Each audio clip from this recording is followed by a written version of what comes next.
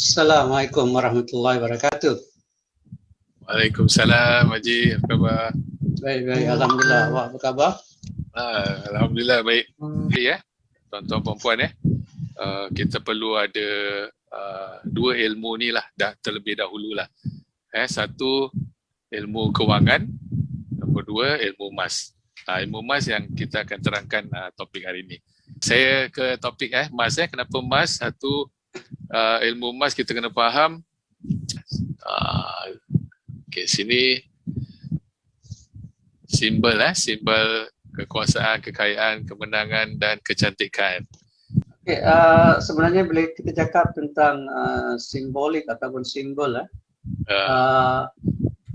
memang daripada dulu bila nak menandakan orang tu kaya, orang tu memang banyak harta. Salah satu daripada hartanya adalah emas lah.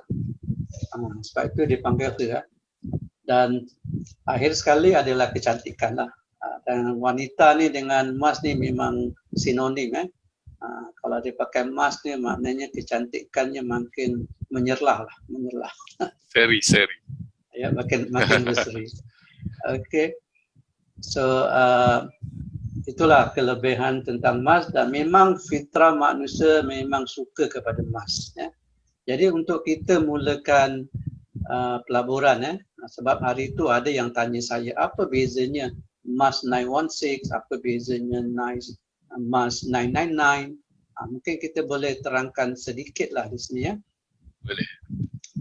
Apa beza dia. Mungkin kita boleh teruskan kat sini. Kalau kita tengok aja. Macam gelang gelang rantai. Ketulinannya antara 18K hingga 22K. 22K. So kalau untuk gold bar ataupun dinar, memang ketulinan dia memang 999.9. Okey. Kenapa dibuat begitu kalau kita tengok sebagai contoh dia perlukan keras. Jadi bila nak kasi keras dicampurkan sedikit dengan silver ataupun mungkin tembaga supaya dia keras, jadi dia boleh ikat diamond tu. Jadi tujuan macam anting-anting ke rantai ke, kenapa dia 916? Sebab dia dicampur dengan sedikit logam lain supaya dia lebih keras dan senang untuk dibentuk. Tapi kalau untuk gold bar ataupun kalau untuk dinar, dia tak perlu dibentuk. Dia hanya begitu saja, sebab itu ketulinan dia adalah 999.9. Okey, ada nak sambung cak jalan ni? Ya, betul. Uniknya satu emas important kita perlu faham manusia tak boleh cipta emas. Emas ni manusia boleh cipta apa-apa saja, boleh cipta kapal terbang, roket, robot, komputer, iPhone 12, macam-macam boleh, tapi tak boleh cipta emas. Emas ni harus dicari di Lombok. Ni beza Kalau saya terangkan beza emas, dia dua je lah. Satu barang kemas, satu gold bar dinar. Okay, barang kemas macam Haji cakap tadi, ada campuran. So dia adalah barang kemas. Dan gold bar dinar, apa yang kita boleh panggil, dia adalah grade pelaburan. Dia emas grade pelaburan. So kalau apa tu, kita nak simpanan sebagai jangka panjang, saving atau saving berbentuk pelaburan, pilihlah grade pelaburan, emas grade pelaburan, maknanya gold bar atau dinar. Dia 999.9. Jadi sebab itu bila kita anjurkan untuk jadikan sebagai simpanan long term ataupun pelaburan, kita sarankan supaya beli gold bar ataupun dinar ataupun shilling emas. Itu lebih baik sebab dia tak ada potongan ataupun spreadnya sangat rendah. Kalau untuk gelang dan rantai, spread dia tinggi. Okey.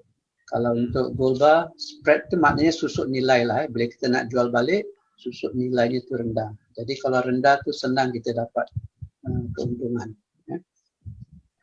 Sedikit susun nilai yang Haji dah touch. Susun nilai ni kalau gold bar Dina is 6 to 9% lah. Kalau dengan public gold 6 to 9%. Kalau barang kemas maybe 20 to 40%. Sebab dia ada workmanship. Tapi susun nilai yang sebenar. Okey, mungkin kita boleh teruskan. Okey. Silakan. Jadi kalau kita tengok emas ni telah digunakan sebagai mata wang sejak zaman dahulu. 4,000 tahun dahulu dah digunakan sebagai alat pertukaran. Okey, mungkin ini kita kena rujuk sejarah sikit kalau kita tengok Okey. Emas ni digunakan sebagai mata wang sejak dulu kalau kita tengok zaman Egyptian, ini zaman lama dan lepas tu zaman Greek pun digunakan emas sebagai mata wang, dan Roman, dan sehinggalah dan ini juga mata wang emas juga, keluaran lain.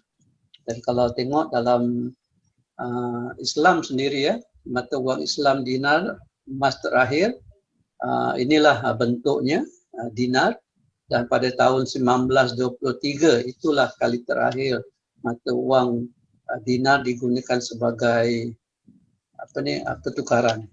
Selepas tu kita dah tak nampak lagi. Lepas daripada tahun itu, bila kita lahir, kita dah tak nampak emas ni sebagai mata wang. Kita hanya nampak duit kertas itulah sebagai mata wang. Sebab itu bila kami cerita tentang simpan emergency fund 6 bulan, 6 bulan sebelum kita pergi ke pelaburan, kita perlu simpan 6 bulan emergency fund, dan 6 bulan emergency fund ni kita boleh gunakan emas. Betul aja emas, tapi mungkin kita simpan cash dalam 2-3 bulan dah cukup. The rest another 3 months boleh simpan dalam bentuk emas, kerana emas tu adalah duit. Tapi duit belum tentu emas. Tu kena tu very strong word tu, kena faham. Persoalannya kenapa semua negara mempunyai reserve emas? Mempunyai reserve emas. Semua negara sama ada banyak ataupun sedikit. Sebab mereka tahu sebenarnya adalah emas tu adalah duit yang sebenar. Betul? So, persoalannya lagi, kenapa kita tak ada reserve emas? Kenapa keluarga kita tak ada simpan emas, tak ada reserve emas? Sebenarnya kita pun patut ada. So bila dalam keadaan macam gini kan, pandemik, inilah masa kita gunakan semula apa yang kita dah simpan selama ini. Kalau kita memerlukan. Kita nampak perbezaan. Misalnya bagi orang yang dah kenal emas, walaupun apa pun berlaku, mereka tahu di belakang mereka ada sesuatu yang backup, iaitu emas. Emas tu boleh dijual, boleh dibawa arahno untuk kalau ada masalah emergency. Okay. Betul. Boleh Cik Jari boleh nak sambung lagi? Boleh. Okay, cakap pasal kenapa central bank pun ada emas. Dia simpan emas tapi dia tak suruh kita simpan emas. Kenapa? Okay, mungkin saya cerita sikit ini information ni jelas. Tak perlu hafal ke apa, tapi kenapa central bank simpan emas? Kerana satu, dia adalah high quality liquidity asset, HQLA. Okay, ni kenapa sebab dia mudah dicairkan. Sebab itu. Sebab kalau central bank diorang simpan aset property, aset hartanah, rumah dia bukan tak boleh dicairkan, dia lambat nak dicairkan. Nak cairkan sesuatu aset property atau hartanah perlu ada buyer, perlu ada form, banyak isi form, dia lambat lah. Kalau ada buyer, harga, tapi emas cepat. Tu sebabnya lah. Dia bukan itu saja, urusannya tu rumit sedikit. Perlu ada lawyer, perlu ada buyer satu hal, perlu ada agent kalau kita tak tahu jual sendiri. Betul? Dan lepas tu banyaklah paperwork yang perlu kita buat. Tapi untuk emas tidak. Ya, kita pergi saja kat kedai emas, kita jual dapat duit dah, senang. Simple as that. Okay, ini. So, conclusion daripada apa yang kita nak sampaikan di sini. Emas adalah duit yang sebenar, dan kalau ikut Robert Kiyosaki, dia cakap emas itu adalah God money. So, ini satu persoalan. If gold is not money, why are central banks buying? Okay. Jadi kalau emas tu bukan duit, kenapa central bank beli dan simpan dan jadikan sebagai reserve? Okay.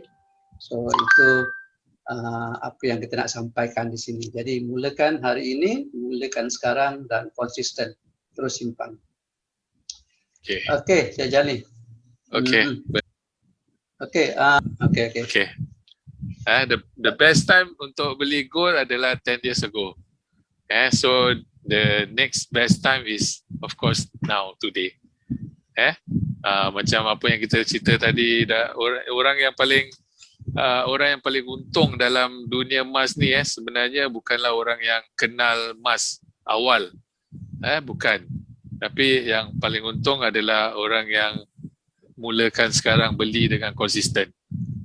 Itulah yang boleh buat seseorang tu berjaya dengan emas. Nak buat seminar ni ada tambahan emas, ada tambahan emas beli, dan tak apa, sikit-sikit. Tapi dengan emas ni memang betul, sikit-sikit dia akan jadi bukit. Tapi dengan duit tidak. Dengan duit tak, sikit-sikit makin sikit. Okay, jadi saya ucapkan berbanyak terima kasih. Sekali lagi, insyaAllah hari Sabtu depan, hari dan waktu yang sama, kita akan teruskan seminar kita. Dan sehingga bertemu lagi. Assalamualaikum warahmatullahi wabarakatuh. Assalamualaikum warahmatullahi wabarakatuh.